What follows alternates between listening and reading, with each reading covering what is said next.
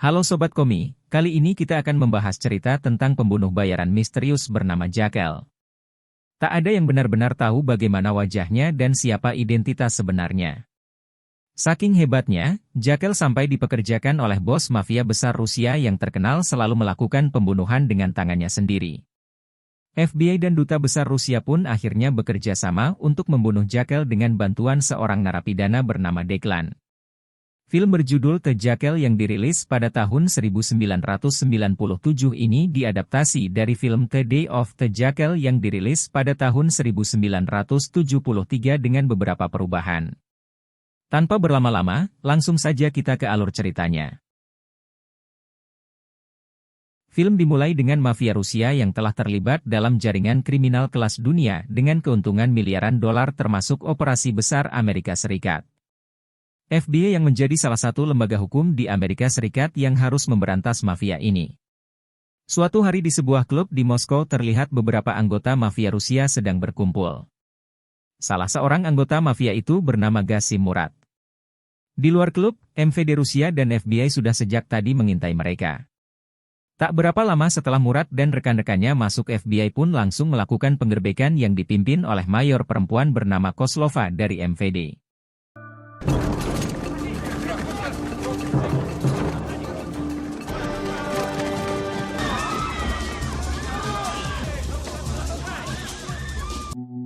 Tanpa rasa takut, Murat dengan sombongnya memberikan sejumlah uang untuk menghentikan penangkapannya. Mayor Koslova pun berkata, Murat akan ditangkap atas pembunuhan terhadap Mayor Nikolan Samanko. Murat merasa santai saja, dia mengatakan tidak ada bukti atau saksi atas kejadian itu. Namun, Carter Preston, deputi FBI yang ikut menggerebek mengatakan bahwa DNA-nya ditemukan di lokasi kejadian. Sontak Murat jadi sedikit panik. Tapi dia menutupinya dengan mengancam akan membunuh orang-orang, lalu tiba-tiba menyerang Deputi Preston. Mayor Koslova dengan sigap menghentikan Murat hingga akhirnya karena terdesak dia menembak Murat hingga meninggal di tempat. I swear I will kill you and your fucking whore mother.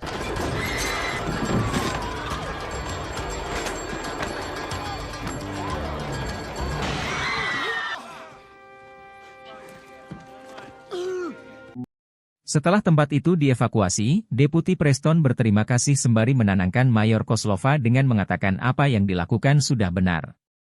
Di Helsinki, kelompok mafia Rusia yang dipimpin oleh Tarek sedang berkumpul membahas kematian Murat. Orang yang berada di tempat kejadian bersama Murat menjelaskan pada Tarek bahwa saat itu tiba-tiba pasukan bersenjata menggerbek mereka. Katanya, dia sudah berusaha untuk menolong, tapi pasukan polisi dan FBI jumlahnya terlalu banyak. Tarek bertanya, berapa polisi yang berhasil dibunuh? Orang itu menjawab tidak ada. Mendengar itu, Tarek sangat kecewa. Dia pun langsung membunuh orang itu dengan sekali hantaman dengan kapak.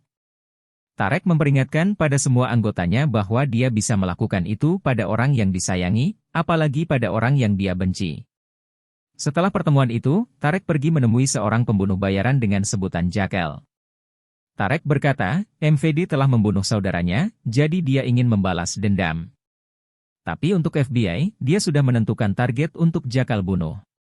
Jackal kemudian berkata, jika dia mengambil pekerjaan ini, dia harus menghilang selamanya. Jadi dia meminta bayaran $70 juta, yang mana setengah diberikan di muka, sisanya setelah misi selesai. Tarek menyetujuinya. Setelah itu, Jackal memberitahu agar tidak menghubunginya lewat telepon atau faks dan meminta Tarek bersembunyi di luar Rusia hingga misi selesai. Selain itu, jika pembicaraan mereka bocor, Jackal punya hak untuk meneruskan atau menghentikan misi, namun uang muka tidak bisa dikembalikan. Di gedung Dubes Amerika di Moskow, MVD dan FBI sedang rapat membahas langkah mereka selanjutnya. Mayor Koslova memberitahu bahwa sekarang Tarek sedang mengincar untuk menghabisi seluruh anggota FBI. Dalam 2 minggu, 7 anggota MVD sudah terbunuh. 8 hari sebelumnya, Tarek dan anggotanya terlihat menyewa seluruh lantai 3 Hotel Porvo dan selama 5 hari tidak ada yang keluar. Kontak mereka keluar hanya dengan seseorang bernama Viktor Politovsky yang setiap 2 hari sekali ke kantor pos mengambil surat. Dengan informasi tersebut, mereka pun segera merencanakan penangkapan Viktor Politovsky untuk diselidiki.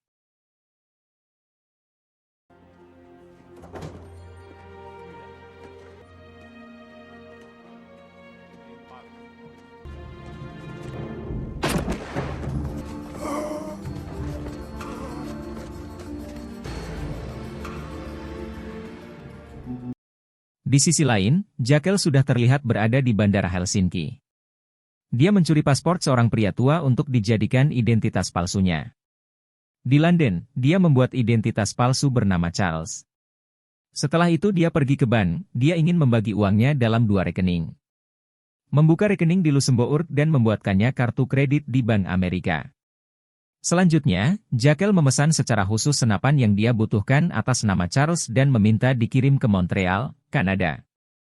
Di tempat lain, MVD dan FBI terlihat berkumpul kembali untuk melihat hasil interogasi Viktor Politovsky. Tidak banyak informasi yang didapat, namun mereka mendapat satu nama yaitu Jakel. Deputi Preston pun memberitahu MVD bahwa menurutnya Tarek menyewa pembunuh bayaran dengan nama Jakel. Ada beberapa pembunuhan yang dilakukan, namun FBI belum bisa menemukan bukti keberadaannya. Selanjutnya, Mayor Koslova memberitahu bahwa sebenarnya Jakel beberapa kali digunakan oleh KGB, sebuah lembaga intelijen Rusia. Namun, tak ada satupun anggota KGB yang pernah bertemu ataupun melihat wajah Jakel. Mayor Koslova juga memberitahukan bahwa ditemukan biografi Direktur FBI di tas milik Viktor Politovsky. Dari sini, mereka pun menyimpulkan yang menjadi target Jakel adalah Direktur FBI. Di lain sisi, Jakel sudah berada di Montreal, Kanada. Dia datang dengan paspor bernama Hyslop, namun di sana dia membeli sebuah mobil van atas nama Charlie. Bisa dilihat dari hal itu kalau Jakel sangat pandai mengganti identitasnya. Selanjutnya, Jakel melakukan percobaan berapa lama dia bisa menghilangkan pelapis warna pada mobilnya menggunakan semprotan air. Ternyata, dia bisa melakukannya dalam waktu kurang dari 1 menit. Hal tersebut tentu sangat berguna dalam misi penyamarannya. Direktur FBI meminta operasi pemburuan Jakel dirahasiakan. FBI akan bekerja sama dengan CIA dan Kedutaan Rusia. Untuk mencari tahu identitas Jakel, Mayor Koslova menggunakan data KGB. Dia telah mendata setidaknya ada 6 anggota yang diakini pernah melihat Jakel. Namun, 4 orang sudah meninggal, 1 di Libya dan 1 lagi di Amerika yaitu seorang separatis Bas yang bernama Isabella Celia. Karena tidak ada yang tahu di mana keberadaan Isabella, mereka pun menemui Declan Joseph Mulqueen, seorang penembak jitu yang pernah bekerja sama dengan Isabella. Saat itu Declan berada di penjara atas tuduhan perdagangan senjata tua. Saat menemui Declan, FBI beralasan mencari Isabella karena Isabella adalah pendatang ilegal. Tapi Declan tidak percaya begitu saja. Menurutnya tidak mungkin FBI mengirim seorang deputi demi seorang pendatang ilegal. Deputi Preston akhirnya memberitahu bahwa mereka sedang mengejar Jakel, lalu menawarkan pemberian amnesti jika Declan mau bekerja sama. Akan tetapi, Declan tidak tertarik dengan tawaran tersebut. Kemudian, Deputi Preston bertanya, hal apa yang diinginkan Declan agar mau bekerja sama? Declan menjawab 2 hal. Pertama, dia harus yakin Isabella akan tetap aman. Kedua, dia ingin kembali ke Irlandia dan jadi orang bebas. Namun, Deputi Preston tidak bisa mengabulkan permintaan yang kedua. Alasannya, Declan sudah banyak melakukan kejahatan berat. Ketika mereka hendak pergi setelah tak mendapatkan kesepakatan, tiba-tiba Declan berkata bahwa satu-satunya orang yang bisa menyelamatkan Direktur FBI adalah dia yang pernah bertemu dengan Jakel. Declan mengaku mengenali wajah Jakel dan yang terpenting mengetahui cara kerjanya. Jadi dia minta agar Isabella tidak perlu terlibat. Deputi Preston memastikan apakah Declan bekerja sama dengan Jakel. Declan menjawab, itu hanya masalah antara dia dan Jakel. Meskipun begitu, Deputi Preston berkata akan tetap menemui Isabella dengan atau tanpa Declan. Akhirnya, Declan mengalah. Dia mengajukan 3 permintaan, yaitu mengeluarkannya dari penjara, membiarkannya ikut menemui Isabella dan meminta sebuah pisau cukur yang bagus. Deputi Preston menyetujuinya, tapi dia juga memberi peringatan bahwa Declan akan ditembak mati jika ketahuan memiliki tujuan lain. Di sisi lain, Jakel sedang menemui pembuat senjata ilegal bernama Lemon. Dia minta dibuatkan alat khusus dengan material dan spesifikasi yang sudah dia tentukan sendiri untuk melengkapi senapan yang sebelumnya dia pesan. Dengan harga $40.000, alat tersebut harus selesai dalam waktu 8 hari. Dia lalu mengatakan bahwa ketika alat itu selesai dibuat, Lemon harus melupakan nama Charles, alat dan spesifikasinya, serta mengembalikan rancangan dan sisa material pembuatannya. Singkat cerita, FBI dan Declan akhirnya sampai di rumah Isabella. Melihat kedekatan Declan dengan Isabella, Deputi Preston yakin Isabella bisa dijadikan jaminan Declan tidak akan kabur selama menjalankan tugas. Dia meminta bawahannya agar tidak mencatat nama dan alamat Isabella dalam laporan sebab keterlibatannya harus dirahasiakan. Selesai membicarakan tentang Jackal, Declan pun diberi waktu untuk bicara berdua dengan Isabella. Saat itu, Isabella memberikan kunci loker di Terminal Greenhorn, Norfolk. Di loker tersebut, sudah ada paspor dan uang sebesar $10.000 yang bisa Declan gunakan untuk kembali ke Irlandia. Declan menerima kunci itu, tapi dia memberitahu bahwa tidak bisa pergi karena terikat perjanjian dengan FBI. Dari bagaimana mereka bersikap dan bicara, jelas sekali bahwa mereka memiliki perasaan yang dalam satu sama lain. Namun, Isabella mengaku bahagia dengan kehidupannya sekarang bersama suami dan anak-anaknya. Some nights I can close my eyes and sleep.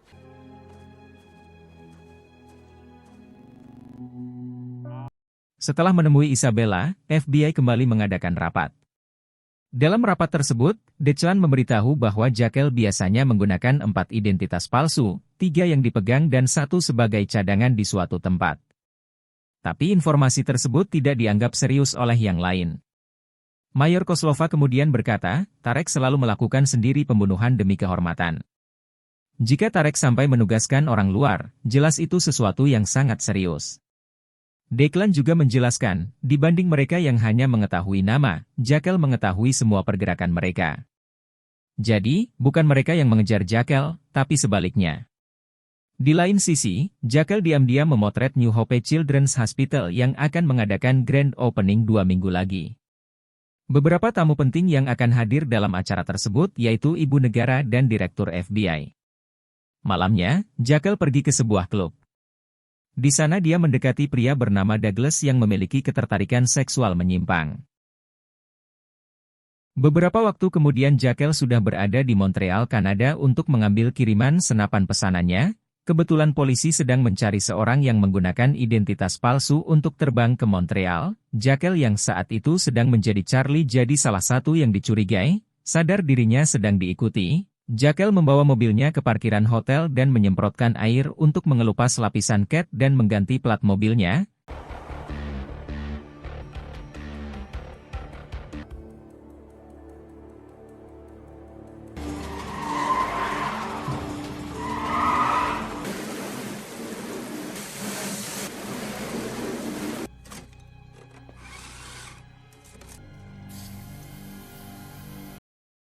Salah satu polisi yang melihat ada genangan air mencoba memeriksa mobil tersebut, tapi kemudian dia terkena racun yang sebelumnya Jackal semprotkan di handle kap belakang mobil. FBI pun mendapat laporan kalau polisi kehilangan jejak. Hari berikutnya Jackal pergi ke tempat temuan untuk mengambil alat pesanannya, namun Lemon ingin memiliki rancangan alat itu sebagai bonus pekerjaannya. Jackal pun menyetujuinya, tapi dia minta dicarikan tempat untuk melakukan uji coba. Lemon kemudian menyiapkan tempat dan sebuah labu yang diletakkan cukup jauh sebagai target. Sedangkan Jackal mempersiapkan senjatanya. Dia memasang senapan dan lensa tele di alat yang Lemon buat. Ternyata alat itu bekerja sebagai penembak jitu dengan pengendali jarak jauh seperti remote control pada mainan mobil-mobilan. Tak puas dengan hasilnya karena alatnya meleset 3 cm, Jackal menyuruh Lemon berlari untuk dijadikan targetnya. Lemon berlari sambil ketakutan, dan pada akhirnya tubuh dan mobilnya hancur karena tembakan bertubi-tubi yang dilakukan Jackal.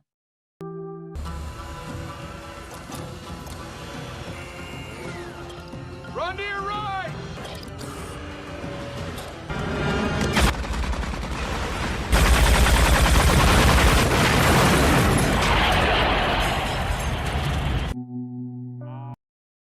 FBI sudah berada di Montreal. Di sana mereka mendapat informasi bahwa beberapa hari lalu sebuah minivan baru saja dibeli oleh orang bernama Charles, tapi kemudian muncul orang lain bernama Charles yang melaporkan kehilangan dompetnya di bandara. Tentu saja mereka yakin itu ulah Jackal. Sesaat kemudian mereka mendapat kabar keberadaan Jackal di sebuah kota kecil. Mereka kemudian pergi ke sana yang ternyata adalah tempat milik Lemon. Saat memeriksa barang-barang, di sana Declan menemukan rancangan alat yang dipesan oleh Jackal. Dia pun menjelaskan kalau itu adalah sebuah manuver senjata yang besar, yang mungkin butuh mobil van untuk membawanya. tidak hanya menembak jarak jauh, alat itu bisa menembakkan 100 peluru sebelum peluru pertama mengenai sasaran. Di saat yang sama Jakel sedang membeli sebuah kapal untuk membawa pergi senjatanya. Dalam perjalanan menggunakan kapal dia menerima telepon dari seorang yang belum diketahui siapa, tapi orang itu memberitahunya bahwa FBI sudah tahu dia di Kanada, dan ada orang Irlandia bernama Declan yang membantu FBI. Jakel sengaja membeli kapal agar bisa menyusup di antara peserta lomba perahu layar terbesar di Danau Michigan. Diketahui lomba itu dimulai dari Mackinac dan berakhir di Chicago. FBI pun segera pergi ke tempat pemberhentian kapal-kapal tersebut untuk mencarinya. Namun dalam pencarian itu Declan belum diizinkan memegang senjata. Tak disangka Declan menemukan Jakel di sana, bahkan mereka saling menatap. Ketika Jakel hendak menembak Declan, untung saja Mayor Koslova datang menolongnya. Sayangnya Jakel berhasil kabur.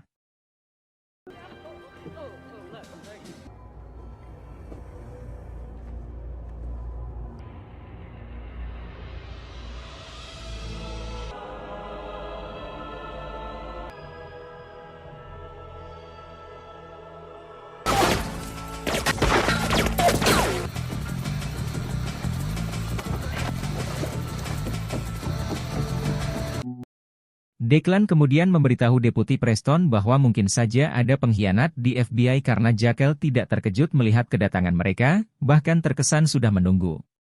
Deputi Preston menyangkal adanya pengkhianat, dia yakin seluruh personilnya bersih. Tentang masa lalu Declan ternyata yang membuatnya memiliki urusan pribadi dengan Jakel, yaitu karena dia pernah dijebak oleh Jakel saat transaksi senjata di Libya. Selain itu Isabella yang turut bersamanya tertembak, yang mana saat itu sedang mengandung anaknya. Jakel yang berhasil kabur pergi ke tempat rahasia untuk mengambil identitas palsu cadangannya. Dengan identitas itu dia pergi menggunakan kapal. Sedangkan di kantor FBI, dikagetkan dengan temuan panggilan telepon dari kantor FBI ke nomor di Brighton Beach, New York. Panggilan tersebut dilakukan pukul 1 pagi dan memberitahukan jadwal pertemuan Direktur FBI dengan ibu negara. Sesaat kemudian Duta Besar Rusia mengakui bahwa itu suaranya. Mayor Koslova menjelaskan bahwa mereka sedang merencanakan penerbangan ke Moskow. Tak percaya begitu saja, Deputi Preston meminta memeriksa semua dokumen milik Duta Besar Rusia. Malamnya, Jakel mendapat telepon yang memberitahunya bahwa Duta Besar Rusia tidak bisa lagi dihubungi menggunakan nomor biasanya. Di saat yang sama Mayor Koslova mengevakuasi keluarga Isabella ke Washington demi keamanan. Isabella berkata kalau mereka tidak akan bisa menangkap Jakel. Mayor Koslova pun menjawab bahwa dia harus melakukan sebisanya untuk menangkap. Deputi Preston memberitahu Declan tentang evakuasi keluarga Isabella. Dia juga berkata kalau Direktur FBI tidak tahu tentang Isabella, karena dia sudah melarang bawahannya untuk menuliskannya di laporan. Jadi menurutnya Jakel juga tidak akan tahu. Tapi, Declan yakin Duta Besar Rusia pasti sudah memberitahu Jakel semuanya. Dia kemudian menanyakan 2 nomor yang ada di buku catatan milik Duta Besar Rusia. Betapa terkejutnya Deputi Preston ketika tahu salah satu nomor tersebut adalah kode akses FBI. Dia segera menghubungi pusat data FBI untuk meminta transkripsi suara laporan lapangan miliknya, serta arsip milik beberapa agen bawahannya. Ternyata diam-diam bawahannya menyantumkan nama dan alamat Isabella di dalam laporan. Deputi Preston dan Declan pun segera menuju rumah Isabella menggunakan helikopter. Di rumah Isabella Mayor Koslova dan 2 agen FBI lainnya tengah melakukan pemeriksaan, namun tiba-tiba mereka mendapat serangan dari Jakel yang sejak awal sudah bersembunyi di rumah itu.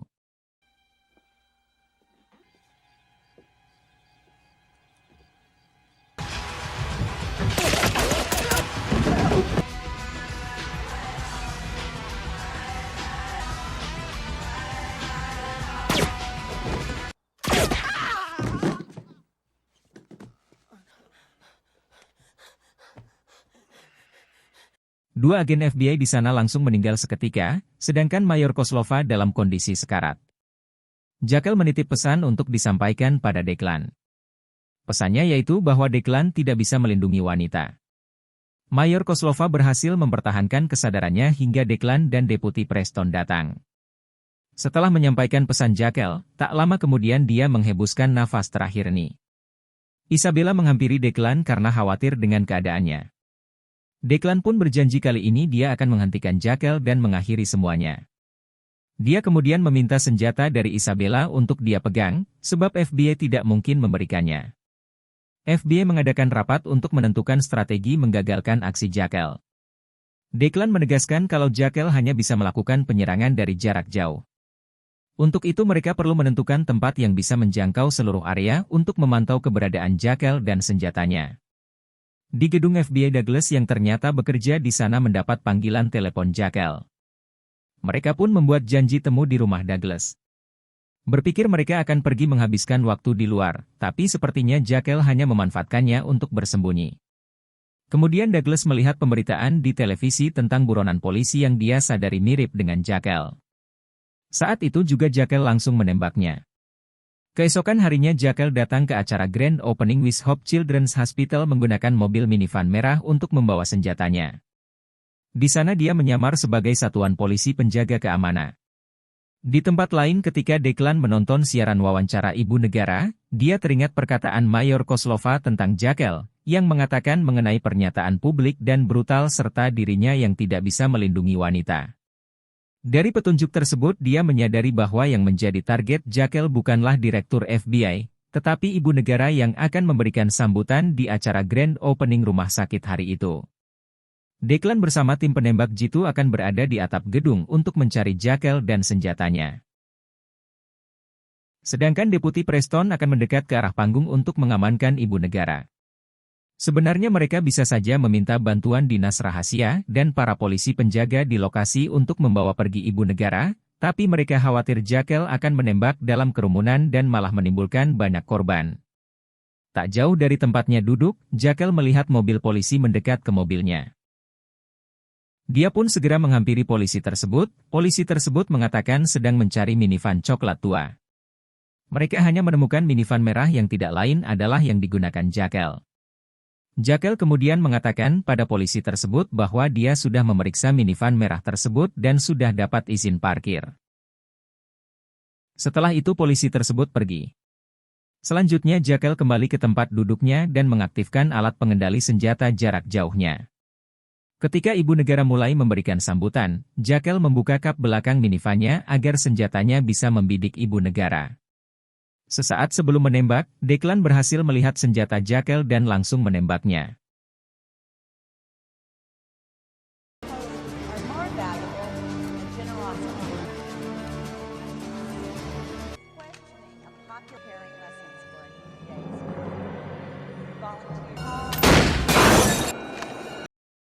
Akan tetapi, dia hanya mengenai lensanya sehingga Jackal masih bisa menembak ke arah panggung di mana ibu negara berada.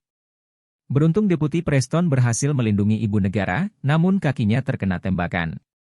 Declan kemudian menyerahkan pada penembak jitu untuk menghancurkan senjata Jackal, sedangkan dia turun ke bawah untuk mengejar Jackal. Sebelumnya dia sudah melihat stasiun yang lokasinya tak jauh dari sana. Dia yakin Jackal berencana kabur lewat sana. Sesuai dugaan setelah penembak jitu berhasil menghancurkan senjatanya, Jackal langsung pergi menuju stasiun. Declan berhasil menemukannya sebelum kereta datang. Tak disangka ketika kereta akhirnya datang Jackal melompat ke rel kereta. Mengira Jackal tertabrak, tapi ternyata dia berusaha kabur lewat jalur kereta sebelahnya. Melihat itu Declan langsung mengejarnya.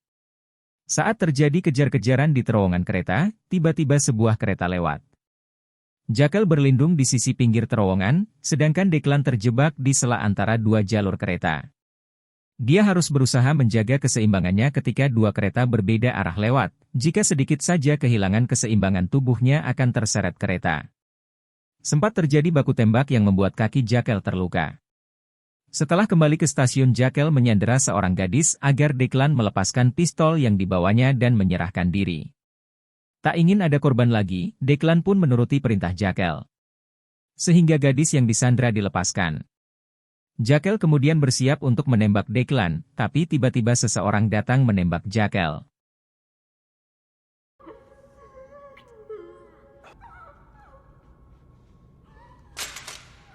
For the rest of your life.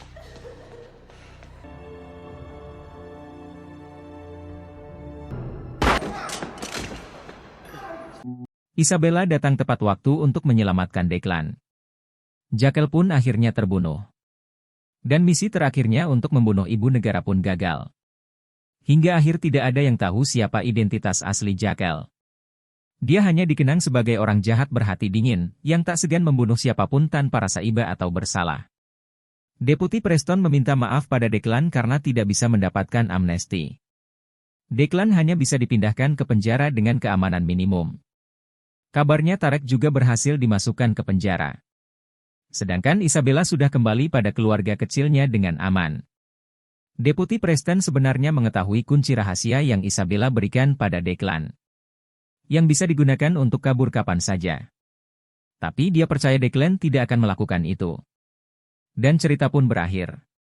Terima kasih telah menonton, dan sampai jumpa di video selanjutnya.